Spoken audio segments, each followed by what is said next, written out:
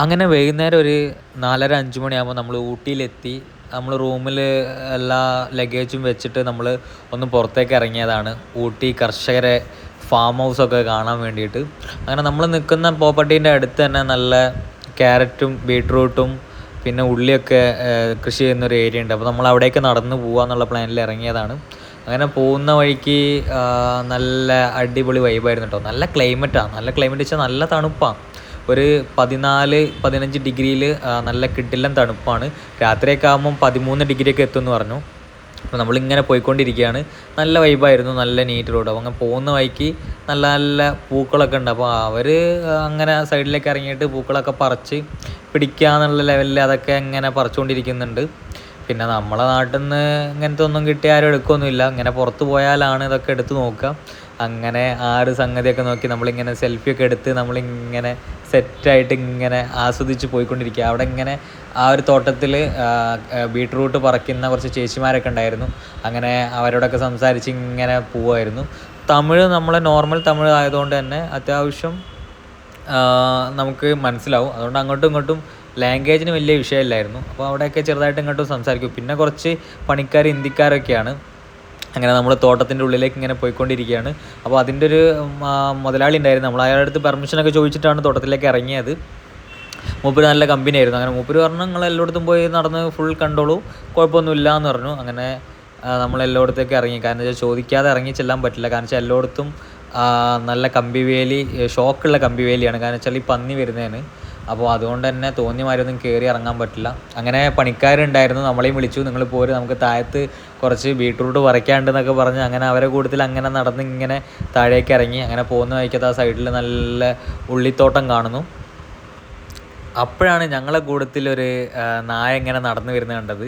അതും രാജപാളയായിരുന്നു കേട്ടോ. അതും രാജപാളയം അവരെ കൂട്ടത്തിലുള്ള നായായിരുന്നു. അവിടുത്തെ എല്ലാ കൃഷീൻ്റെ ഇതൊക്കെ നോക്കുന്നത്.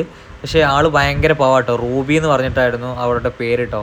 ആൾ ഭയങ്കര പാവമായിരുന്നു. നല്ല കൂളായിട്ട് ഇങ്ങനെ എല്ലായിടത്തും നടക്കുന്നുണ്ട്. പൊതുവേ രാജപാളയം എന്ന് പറഞ്ഞാൽ ഭയങ്കര ഡേഞ്ചറസ് നായായിരുന്നു. പക്ഷെ ഇത് ഭയങ്കര കൂളായിട്ട് നമ്മളെ കൂടുതൽ അങ്ങോട്ടും ഇങ്ങോട്ടൊക്കെ നടക്കുന്നുണ്ട്. അങ്ങനെ നമ്മൾ അവരിങ്ങനെ ആ ഒരു പറിക്കുന്നതിൻ്റെ ഇടയ്ക്ക് നമ്മളിങ്ങനെ തോട്ടമൊക്കെ കണ്ട് നമ്മൾ മുകളിലേക്ക് വേറെ തോട്ടമുണ്ട് അങ്ങോട്ട് കയറാമെന്ന് പറഞ്ഞ് അങ്ങോട്ട് ഇങ്ങനെ പോയിക്കൊണ്ടിരിക്കുക. അതിൻ്റെ ഇടയ്ക്ക് ഇവർ കിട്ടുന്ന പൂവൊക്കെ പറിച്ച് കൈ പിടിക്കുന്നുണ്ട്. അങ്ങനെ നമ്മൾ ആ ഒരു വ്യൂ നോക്കിയാൽ നല്ല അടിപൊളി. എന്നുവെച്ചാൽ കൃഷി മാത്രം നടക്കുന്നൊരു ഏരിയയാണ്, കർഷകർ മാത്രമുള്ളൊരു ഏരിയയാണ്. അപ്പോൾ നമ്മൾ അവിടെ നിന്ന് ഇങ്ങനെ ആ ബീട്രൂട്ട് പാടത്തേക്ക് ഇങ്ങോട്ട് നടന്നിട്ടോ. ബീട്രൂട്ട് മാത്രം ഉണ്ടാക്കുന്നൊരു സ്ഥലമുണ്ട്. അങ്ങനെ ബീട്രൂട്ട് അവിടെ പറിച്ചുകൊണ്ടിരിക്കുക, വിളവെടുക്കുന്നുണ്ട്. ഇവരിപ്പം വിളവെടുത്തിട്ട് മാർക്കറ്റിലേക്ക് എത്തിക്കുന്ന ആ ഒരു ഇതിലേക്ക് കൊണ്ടുപോകാൻ വേണ്ടിയിട്ട് പറിച്ചു വെച്ചതാണ്. ചാക്ക് ഇങ്ങനെ നിറച്ച് വെക്കുന്നുണ്ട്. ഇവിടെ നിന്നൊക്കെയാണ് നമ്മളെ നാട്ടിലേക്കും വരുന്നത്. എന്നാലും അത്യാവശ്യം പുറമേക്കൊക്കെയാണ് ഇവിടുന്ന് പോകുന്നത്. ഫസ്റ്റ് ക്വാളിറ്റി സാധനം. അങ്ങനെ ഏകദേശം നൈറ്റായി തുടങ്ങി. അങ്ങനെ നമ്മൾ ഫുഡൊക്കെ കഴിക്കണമെന്നുണ്ട്. കാരണം വെച്ചാൽ നമ്മൾ കുറച്ച് ടൗണിൽ നിന്ന് കുറച്ച് ഉള്ളിലേക്ക് ആയതുകൊണ്ട് തന്നെ ഫുഡൊന്നും നമുക്ക് അങ്ങനെ കിട്ടില്ല. ഓർഡർ ചെയ്തിട്ട് അടുത്തൊരു റെസ്റ്റോറൻ്റ് ഉണ്ട്.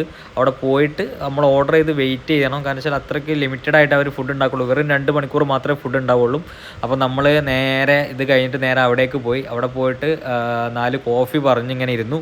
അത് കുടിച്ചിങ്ങനെ ഒരു 10-20 മിനിറ്റ് ഇരുന്നപ്പോഴാണ് നമുക്ക് ഫുഡ് വന്നത്. കാരണം വെച്ചാൽ അധികം ആൾക്കാരൊന്നും അങ്ങനെ വന്ന് ഫുഡ് ഓർഡർ ചെയ്യുന്നതല്ല. ഒരു റിസോർട്ടിൻ്റെ കീഴിലുള്ള ഒരു റെസ്റ്റോറൻ്റാണ് ചെറിയ. അപ്പോൾ നമ്മൾ 2 നൂഡിൽസും 2 ഫ്രൈഡ് റൈസുമാണ് പറഞ്ഞത്. പിന്നെ നല്ല ചിക്കൻ ചില്ലിയും പറഞ്ഞിട്ടുണ്ടായിരുന്നു 65. അങ്ങനെ നല്ല തണുപ്പായതുകൊണ്ട് തന്നെ ഇതൊക്കെ നല്ല എന്താ പറയുക, നമ്മൾ അലുമിനിയം പേപ്പറിൽ പൊതിഞ്ഞിട്ടാണ് വന്നത്. കാരണം വെച്ചാൽ തുറന്ന് വെച്ച അപ്പം തണുത്തു പോകും, അത്രയ്ക്ക് തണുപ്പാണ്. നല്ലൊരു 13 ഡിഗ്രി തണുപ്പിലേക്ക് എത്തിയിട്ടുണ്ട് രാത്രി ആയപ്പം. അത്യാവശ്യം നല്ല കടകടാറിന് വിറയ്ക്കുന്ന ടൈപ്പിലുള്ള എന്താ പറയുക തണുപ്പായിരുന്നു.